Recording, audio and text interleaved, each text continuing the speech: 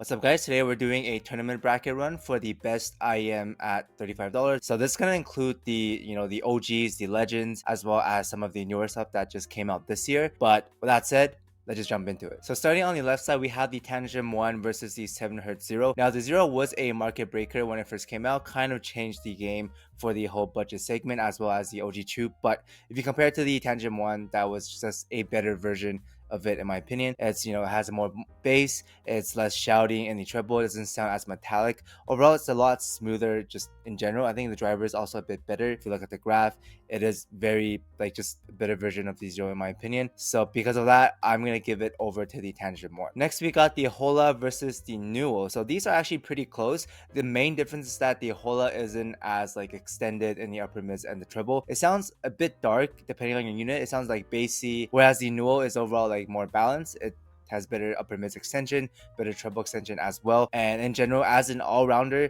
if you like a bassier sound, you would go for the Hola, but I think the Nuo is just like better, like more well balanced, and because of that, I'm gonna go with the Nuo. Next, we have the CCA Trio versus the legendary Krilla Endgame $1,000 killer. And if you look at the graph, they're actually pretty similar, except for the Trio is just like a better version of the Krilla. The timbre is better, it's 3 dynamic drivers, it has more bass, it's a little bit smoother in the upper mids. It's not as peaky, I would say, as the Krilla. And in general, if you can get it around for like $35, I would go for the Trio. It's just a better version of the Krilla. Next, we got the QES Cadenza versus the OG Wanar. Now, these are all like very similar. The main difference is that the Cadenza is a bit more like V-shape. The Wanar is better for vocals, it's cleaner, and the extension is a little bit like less fatiguing than the cadenza when it comes to the treble. If you like a bassier sound, you would go for the cadenza, but personally, I like my vocals, so because of that, I'm gonna go with the Wanar. Moving down, we got the HBB Z300s versus the 7Hz 02. Now, these are both pretty similar. I would say they both have like a bassy sound signature. The main difference is that the Z300 feels like more complete. It feels a bit fuller. It feels better extended and the treble as well. In my opinion, it's just a better version of the 02. The build is also better, so I'm gonna give it over to the HBBs. Next, we have another HBB IEM. It's the QKZ HBBs versus the KB Year Rosfinch. If you like bass, you're gonna like both of them,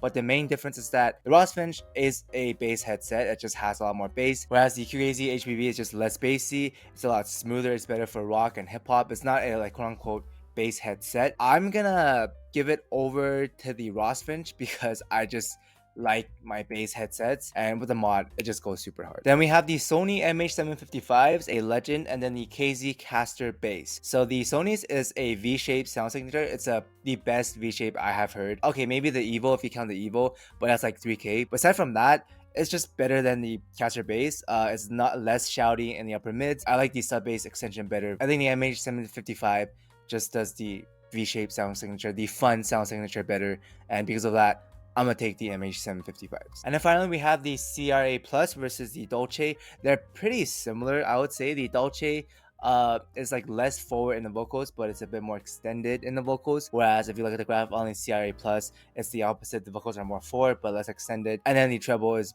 treble bass, basically the same. Comes down to unit variance. So it really depends, but I think I would probably take the Dolce over it just because it's the vocals are less forward while you still get that extension and the treble. So now moving on to the next round, on the left side we have the Tangent 1 versus the Ziga Nuos, and basically the 1 is just a smoother version of the Nuo in my opinion. The treble extension is better. They have similar bass levels, but it's just like smoother and the treble is less peaky. If you look at the graph, the Nuo does have that 8K and like the 13K peak, and because of that, I'm going to give it over to the Tangent 1. And then moving down from that, we have the CCA Trio versus the Tangzu Wanar OGs. Now, these are pretty different in terms of the sound. The Trio is like more V-shaped, has a lot more bass, a lot more treble, more well-rounded, I would say. The drivers are also better, whereas the Wanar, again, is better for vocals. I think overall, I would actually take the Trio. The technical performance is a step up. You still get the vocals, but it's just better all-rounded. So because of that, I'm gonna give it over to the Trio. And then we have the HBB Z300s versus the KB Years Rosfin. Now again, the Z300 is similar to the QKZ HBBs, but it's just a better version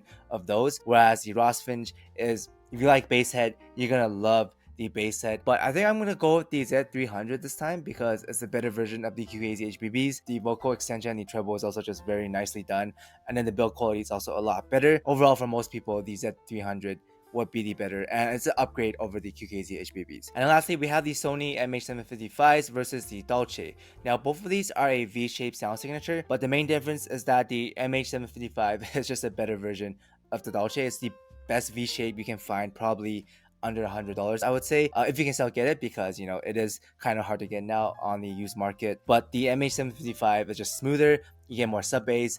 It's just more funner while being like smoother. So kind of no brainer. I would take the Sony MH755s. Now moving on to the quarterfinals, on the left we have the Tantrum 1 versus the CCA Trio. This is a bit harder because the Trio is still very good. You get a lot of sub bass, you get a lot of mid bass, you get good treble extension as well, whereas the Tantrum 1 is like a cleaner version of it. It's smoother in the treble, it's more extended in the treble. The Tantrum 1 lets the sound breathe more, where the Trio is like a more fun sound signature. I think I still would prefer the Tantrum 1 because the Trio sometimes still gets a little bit shouty in the upper mids and the treble, whereas the Tantrum 1 is just super smooth. So because of that, I would actually go for the Tantrum 1. But if you like a more funner sound, the Trio is very good as well. And then moving down, we have the Z300 versus the Sony MH755s. Now these are pretty different. The Sonys are V-shaped, whereas the Z300 is like a warm bassy sound. Personally, I like the Sonys better. It's just so much fun. You get the bass, but you just get better extension in the vocals. The vocals pop out more and you get like more energy. It's just a lot funner. Again, it's one of the best V-shapes you can find under $100. I just love the Sonys. They're just very fun, and because of that, I'm gonna pick the Sonys. So after all the eliminations on the left side, we have the Tantrum 1 versus the Sony MH755s in the finals, and these are very different sound signatures. The Tantrum 1 is very smooth, a little bit warm, but just very good all-rounder. But then the Sony MH755s is just like a funner version of the sound. So it really comes down on your personal preference. Personally, I like the more exciting sound of the MH755s. It is a lot harder to get now. There are a lot of fakes on the used market, so you gotta watch out for that. In terms of accessibility, obviously the Tantrum 1 is easier to get, but sound-wise, I just love the MH755. It's bassy, it's fun, and in terms of overall engagement, the Sony MH755 just makes me like bob my head more. Sound-wise alone, I'm gonna give it to the 755s. Now on the right side of the bracket, we have the Tongzu Warner SG versus the 7Hz Aero. These are pretty different. The Aero is going to be bassier. It reminds me of the 02s, and then the Warner is just vocal focus. It's more clean, better layering. Personally, I would take the SG because I just like the vocals better on the SG. Like AB it with the SG is just so much cleaner and more enjoyable for me personally. So that's why I'm gonna go with the Tongzu. Next, we have the Moondrop True OGs, which was a market breaker, versus the Simga EW100P, which is also a very hype set. They're both actually pretty similar, but the EW100P is just a smoother, less metallic version of the Chews while giving you a little bit more bass. I think it's just a better version of the OG Chews, like a lot of IEMs that came out after it, and because of that, I'm gonna give it over to the EW100Ps. It's kind of a no-brainer. But moving on, we have the Chew 2 slash the DSP version, which is basically the same thing, versus the Quarks DSP. The DSP, the Quarks, is just like a cleaner version of the Chew 2s, but the DSP does have some issues when it comes to the artifacts. Like once I'm adjusting the volume while a song is playing, you still hear that clipping noise while adjusting the volume. The imaging is also gonna be better on the Chew 2, better treble extension on the Chew 2s, as well as like more bass. But overall, I think the Chew 2 is just like a better like all-rounder. It's less DSP issues as well. So because of that, I'm gonna give it over to the Chew 2. And then after them, we have the CCA Rhapsody versus the Blonde 03s. Now the Rhapsody is more of like your variation type of sound. It's got that scoop. It's a little bit shouty and thin at times, whereas the Blonde 03 is like a bassy set. Overall, I just find the 03 more enjoyable, even though the Rhapsody is better technically, but it just gets a little bit shouty. There's not enough bass and the scoop does come in, whereas the Blonde 03 is just more enjoyable to me personally. So because of that, I'm gonna go with the Blonde. And then we have the Kinera Wyvern Abyss versus the Kinera Ching or the Pros. Ching Pro and the Abyss, they're like very similar. I think it comes down to like unit variants. I'm gonna go with the Abyss, but any of these work, they're basically the same thing. Now moving down, we have the CCA Polaris versus the Truth Ear Gate. Now these are kind of similar. The Polaris is gonna feel a little bit like sharper and less forward in the vocals.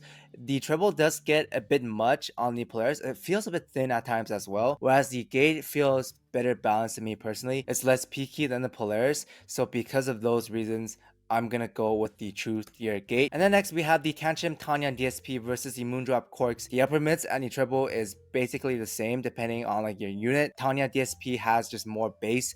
It feels like the fuller version of the Quarks DSPs. The main issue with the Corks is that it feels a bit like light and thin at times, whereas the Tanya kind of just fixes that. And in my opinion, it's the better version of the Quark CSP. So, and then finally we have the TR and Couch versus the Moondrop Ju. Ju is kind of a like a upper mids focus set. It does sound a bit thin at times because it does lack a little bit bass, whereas the Couch kind of fills in the bass while still giving you that energy in the treble and the upper mid. So in my opinion, the Couch is like just better. The accessories, the build is actually just like also a lot better. So because of that, I'm gonna give it over to the Couch. Now moving on to the second round, we have the Wangnar SG versus the Simgot EW100P. So these two I would say are fairly similar in the low end. They're both like balanced, pretty clean I would say. The only main difference is that the EW100P feels more complete in the vocals. It feels a little bit, also complete in the sub bass as well as the treble. I think it's just the better like balance all around. You get more treble, you get more bass, you get more complete upper mids as well. Because of that, I'm gonna go with the EW100P. Moving down, we have the Chu 2 slash the DSP version versus the Blonde 03. Now these are pretty different. I would say the Blonde is more